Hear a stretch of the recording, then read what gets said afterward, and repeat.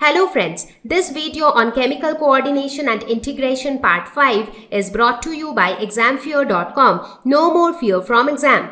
So now let us introduce the term hormones, because that is going to be the main agenda of this lesson. So when we talk about endocrine system, we'll talk about the endocrine glands and we'll talk about the hormones. So let us see what are hormones.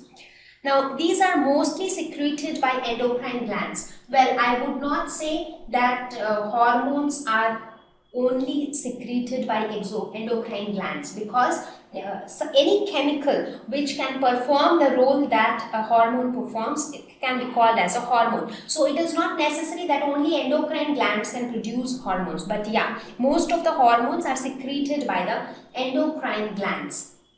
So they are carried by blood, because as I said, endocrine glands will put their secretion directly into the blood, and then blood, being the circulatory medium, will carry it throughout the body.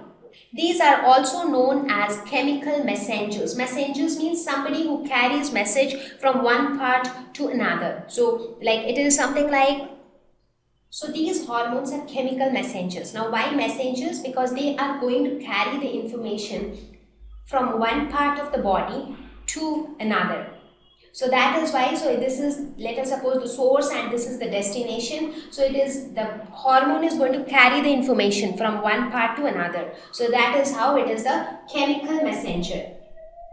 It acts on specific target organs. So that specificity has to be understood, or it has to be taken care of. That a hormone, let us suppose that this is the gland which produces a hormone which spreads throughout the body in the blood. So it is present in the blood, but it is not going to target all the organs of the body. It is only going to target only some specific organs, and they are known as the target organs for that hormone. Let us suppose this is, say, hormone A, and it is supposed to attack only those organs which can receive the hormone A. So let us suppose this is one organ, this is another organ. So maybe this is the one whom it should target. So in that case, it will actually target this. It will not bind to this organ. So that means it doesn't actually act on all the organs it come across, because the blood flows throughout the body. So it will only target those cells which are its target cells. So every hormone will have some specific target organs. For example, if we talk about growth, maybe in case of growth, it is that all the cells may be the target organs. But it is not that only growth hormones are present in our body. There are many other hormones which are present, and they have got different roles. So depending upon their function, their target organs also differ.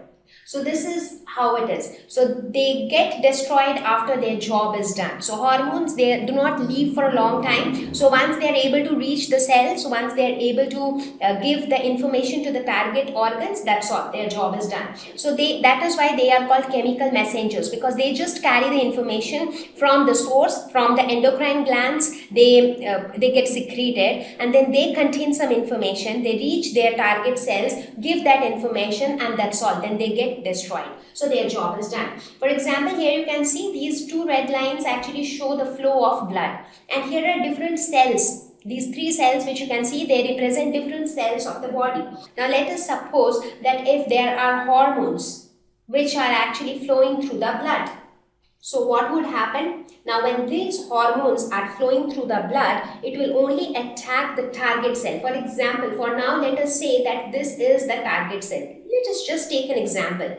So this is the cell which has got the receptor for this particular hormone. But these two cells, this cell is not a target cell. Okay, this is not a target cell. This is also not a target cell. Let us suppose this is the target cell, and let us assume that this is the hormone secreting cell. So it is actually producing hormone. So let us say this is the hormone secreting cell. So this cell, or this actually has the gland maybe.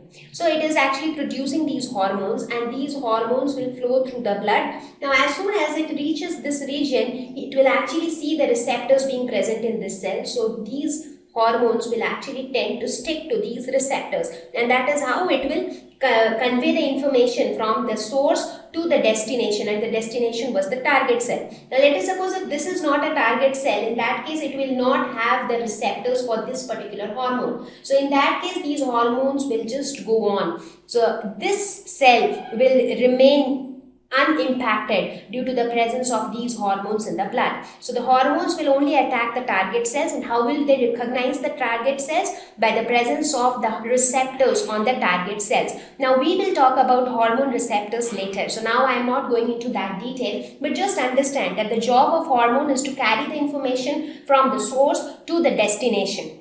And how will they understand which is their destination? Their destination is the target cell, and they will recognize their destination with the help of the receptors. If the receptors are present, that is their destination.